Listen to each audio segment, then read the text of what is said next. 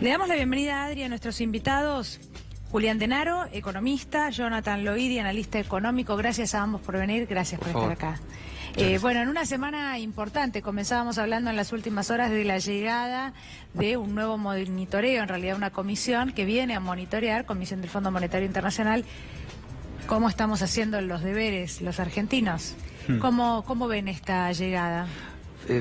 Si me dejás empezar, sí.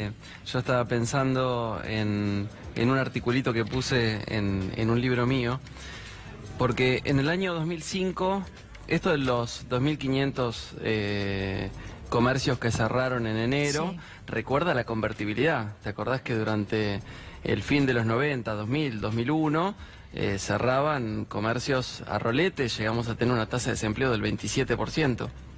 Bueno, esto de la reducción del poder adquisitivo de la mayoría del pueblo y el incremento de las tarifas que hace insostenible la actividad, vuelve a traer ese escenario, ¿no?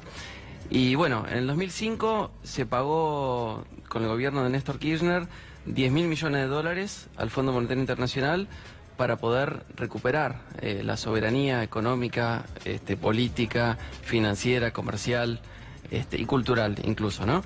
Y me acuerdo que en una tira de Clemente, que aparecía en un diario, el personaje de Caloi decía Clemente, porque Clemente te hablaba pavos, sí, pero era un tipo muy culto, ¿no? Entonces leía, decía, ¿vio que ahora las grandes potencias quieren meternos al FMI de nuevo? Esto más o menos 2008, 2009. ¿Se imagina de vuelta las oficinas del Fondo Monetario Internacional en Buenos Aires? ¿Se imagina de nuevo las recetas económicas? ¿Se imagina de nuevo la teoría del derrame? Y bueno, ahí Clemente termina. Bueno, al final de cuentas en Argentina la teoría del derrame funcionó. Todavía seguimos derramando lágrimas. Pero esto, digamos, que aparece en el chiste de Clemente, sí, digamos, es algo que se venía a venir con justamente lo que ustedes decían hace un ratito, el cambio de modelo de organización social, económica, política del país, ¿no? Claro, pero hay una explicación del gobierno cuando dice, gracias al endeudamiento externo, lo que primó en la Argentina es el gradualismo. Esta es la explicación que da Cambiemos.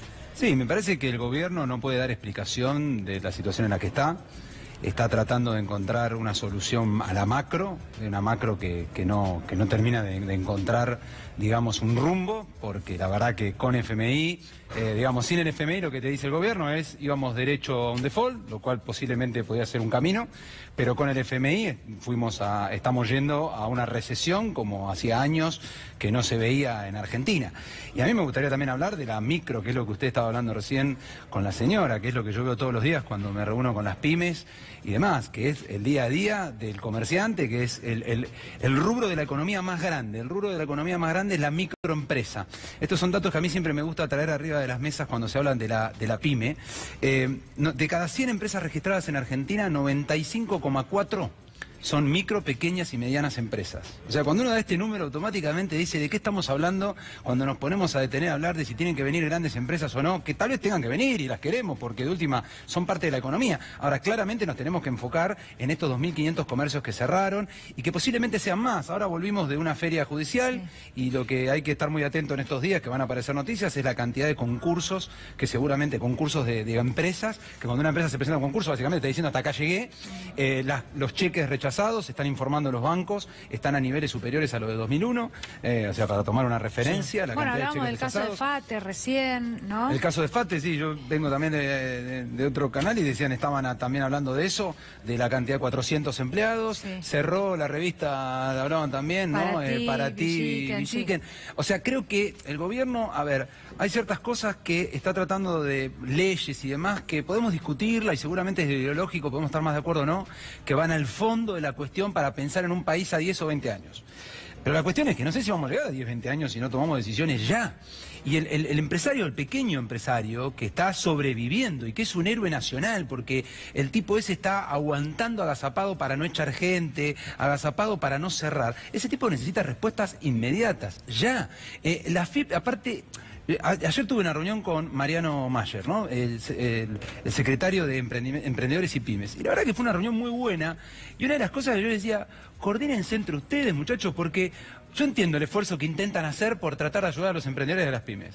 Ahora, hablen con los de la FIP, porque son amigos, y quiero entender que están del mismo lado. Y la FIP sale, ¿cuándo fue? El viernes, a anunciar que iba a aumentar la tasa de interés a los que se atrasaban en los impuestos. Como diciendo, vos no querés pagar... sos un evasor. En este contexto recesivo que vive la Argentina, ¿no? O sea, la empresa va a recurrir a esto, pero ¿qué te responden de la FIP? Te dice, claro, lo que pasa es que se estaban financiando con nosotros, como si esa plata la estaban usando para comprarse, irse a Punta del Este, ¿no es cierto? La estaban usando para... Era cierto que se estaban financiando con la FIP, ¿por qué? Porque con una tasa de interés en los bancos del 70%, que era más barato no pagar los impuestos. Eso es verdad. Ahora, la realidad es que en vez de decir, bueno, te subo la tasa de interés, hay que decir, bueno, ¿qué es lo que está pasando? Caída del consumo, incremento de los costos, lo que decía la señora, una heladería que paga más de luz que lo que paga de alquiler. O sea, ya en una locura y racionalidad total. Tasas de interés altas, los sueldos que suben, o suben menos que la inflación, pero suben, y el empleador, el empresario, frente a esas situaciones, no tiene más respuestas. Ya la rentabilidad no le queda más, ya no tiene más rentabilidad. Ya toda la plata que tenía, ya la puso. Entonces yo le diría al gobierno, le diría, señores, yo entiendo hablar de la macro, está bien recibir al Fondo Monetario, está bien porque lo tenés que hacer, digamos, y aparte te tiene que prestar la plata porque la necesitas, y vamos a discutirlo en otra mesa si querés, si está bien o está mal. Ahora, yo quiero saber qué van a hacer ahora, en estos meses, ya, para salir a paliar esta situación de comercios, de industrias que están cerrando y están cerrando ya, y las que no están cerrando tienen planes de cerrar. Me parece que eso es lo que hay que hablar y hablarlo ya. Es muy interesante lo que decís, porque comenzaste hablando de las discusiones que se pueden dar acá a 10 años, ¿no? Discusiones respecto de qué va a pasar con la imputabilidad de los menores, por ejemplo, o por lo menos yo rápidamente hacía esa lectura frente a algo que requiere de una solución ya mismo. Ahora, la verdad es que desde el gobierno nacional, cuando se han expresado este tema, yo tengo recuerdo hace algunos años cuando algunos ministros hablaban de reconvertirse. Bueno, si esto no te funciona, tenés la heladería y te cobramos mucho o te pagás mucho de luz, bueno, lo que tenés que hacer es reconvertirte como única respuesta. Y la verdad es que este último tiempo, cada vez que hablamos de esto y de lo que pasa con las pymes, las voces del oficialismo respuesta no dan. Para mí es un insulto que vos le digas a un empresario, a un heladero, no me recuerdo el barrio de que era esta señora. Sí, Montecastro. Ok, Montecastro. Decirle al heladero que te está diciendo la luz es más cara que el alquiler y vos decirle reconvertite, para mí es un insulto porque vida, ¿qué querés que haga? O sea, estoy vendiendo helado en verano. O sea, claro, no es que estoy tratando de, ¿entendés? O sea, me parece que ahí me parece que hay una muy mala comunicación, no es ponerse del lado del otro, me parece que tienen que trabajar en eso también y me parece que de vuelta, hay cosas que son a largo plazo y que está bien hacerlas. Lo discutimos de lo ideológico y si estamos de acuerdo o no, pero me parece que nos está matando. El largo plazo necesita del mediano y del corto. Y en el corto plazo tenemos problemas gravísimos. Ahora, Julián, el gobierno en el 2015 no planteaba dejar a un costado el modelo de consumo e ir por un modelo de inversión y que con la inversión íbamos a empezar a crecer. ¿Esto no era el planteo que ellos realizaron en el 2015 apenas ganaron? En los últimos meses, antes de las elecciones, empezaron a decir este tipo de cosas, como que el cambio va a conservar las cosas buenas que dejó el kirchnerismo, que son muchas y las vamos a conservar, pero vamos a mejorar y vamos a reducir la brecha y todo eso. Ahora, este modelo económico que implantaron, que como sabemos es la tercera edición, ¿no?, de la bicicleta financiera, la dictadura cívico-militar del 76 al 83, la convertibilidad de Cavallo durante los gobiernos de Menem y de la Rúa del 91 al 2001, y esta es la tercera vez. Esta bicicleta financiera, que significa tasas altísimas de interés, tasas altísimas de interés, como decía él, ¿no?, del 70%, para la economía formal. Por eso. Bueno, no te olvides que el PYME es mitad, es gris. Por lo cual, eso es cuando vos vas a un banco y tenés la capacidad de ir a un banco. Cuando no vas a un banco y caes en una cueva, porque el PYME está desesperado, llega a ser el 100 o el 120. Perdón que te interrumpa. Aparte, las tasas efectivas también, las tasas nominales del 60-70, para la especulación financiera, siendo que, por ejemplo, la tasa en Estados Unidos es del 2% para la especulación financiera, acá termina siendo más o menos del 20%, ¿no? Porque termina, se ajusta con la elevación del tipo de cambio. Después lo comento esto. Ahora, con una tasa del 60%, es decir, los bancos no son buenos, ¿no? O sea, recordemos el caso de la crisis del 2008 en España y en Estados Unidos, donde en España y en Estados Unidos, que todos dicen, países serios, viste que hay mucha gente que dice los países serios. Bueno, Sí. en España y en Estados Unidos, los bancos se quedaron con las casas de las personas. Ahí siempre me acuerdo de una frase de Rafael Correa, que decía, lo dramático, lo terrible, es que los bancos que no necesitan las casas se quedaron con las casas de las personas que sí necesitan las casas, en España y en Estados Unidos. Es decir, los bancos no son buenos. Por lo tanto, si los bancos, al prestarle al gobierno, reciben una tasa del 60-70%, los bancos no son buenos. Para prestar a las personas también van a cobrar algo parecido. Por lo tanto, cualquier proyecto de industria de largo plazo es imposible, inviable, y también ocurre lo mismo para el consumo. Entonces, esto es parte del modelo, digamos, del modelo de especulación financiera, donde genera el ingreso de capitales que se llama capitales golondrina, por eso de que picotean y se van libremente, Vienen y se van, ¿no? Exactamente. Esta es la libertad que querían, ¿no? O sea, por eso la otra vuelta habíamos hablado de que a través de los medios de comunicación se instaló la idea de que el control al mercado de divisas es negativo. De hecho, tan negativo que lo llamaron cepo. No, cepo es un término peyorativo, ¿no? Es decir, el cepo es malo, ¿no es cierto? Hay que comprar dólares libremente. Y en realidad, ese comprar dólares libremente no es para nosotros que somos laburantes, ¿no? Es para los centros concentrados del poder financiero transnacional, también nacional, que pretenden ganar plata en el corto plazo, Sí. ¿no? Pero eso destruye la industria, destruye la producción, destruye el empleo y todo lo que ya Pero sabemos. viene bien el ejemplo que traías, porque claro, es verdad, la crisis de 2008 y en un país tan importante como por ejemplo los Estados Unidos, ¿no?, que tiene consecuencias en cualquier otro país, nosotros, puedo decir, me corregirán si no es así, la surfeamos, ¿no? O por lo menos no tuvo las consecuencias gravísimas que muchos aseguraban podíamos tener. Entonces la pregunta es, ¿por qué asegurar que en 2015, 2016, sin recurrir al fondo, el único destino para la República Argentina iba a ser negativo?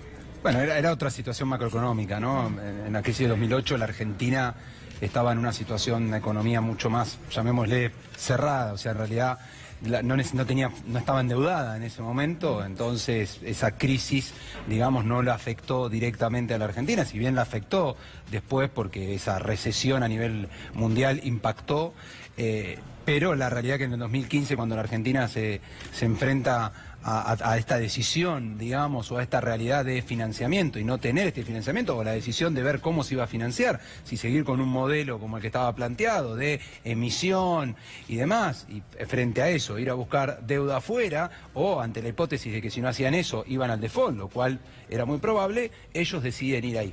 Pero yo igual diría algo, me parece que meternos de vuelta en la discusión de si lo que estaba en 2013, 2012, pónganle el año que quieran, o lo que está ahora es malo, bueno y demás, me parece que nos aísla de pensar en lo siguiente, es, la Argentina tuvo en algún momento un proyecto real, productivo, para la pyme, para el empresario en Argentina. Yo me animo a decir que hace años, yo tengo 39 años, y desde que yo estoy estudiando economía, administración y demás, nunca lo vi de manera concreta. No hay un norte. Esos países a los que se los llama serios, y que posiblemente lo sean más que nosotros, pero no vayamos a Estados Unidos y demás, vayamos a Noruega, Finlandia, esos países que crecen sostenidamente hace 20 años. ¿Sabes cuál es la discusión? Movemos el barquito, lo movemos 3 grados para acá o 3 grados para allá. Pero el norte lo tenemos claro. Entonces, algo que tiene que decidir la Argentina es, ¿nos vamos a basar en la pequeña, la mediana empresa como un motor de la economía?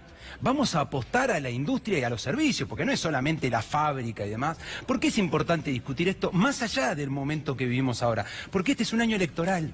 Y ahora lo que nos va a empezar a matar es que vamos a empezar a hablar de la elección, de si de si el otro, y nos vamos a volver a olvidar y no les vamos a volver a exigir a esos políticos, a los que hablen de un lado y del otro, cuál es el proyecto, llamarle productivo, de servicios, de industria en general, de industria del conocimiento, la que vos quieras, porque ¿saben qué, señores?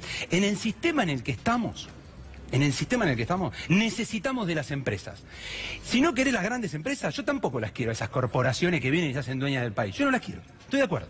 Y de hecho, 80% de la economía es pyme, o sea, no son esas corporaciones. Hay que empoderarlas. ¿Cómo? Apoyándoles, dándole trabajo, ¿sí? Dándoles una fuente de financiamiento real, abriéndose al mundo para que puedan salir a vender, no a comprar, a venderle al mundo. Entonces me parece que en el fondo, si querés dar una discusión de mediano plazo, hay que hablar de eso también.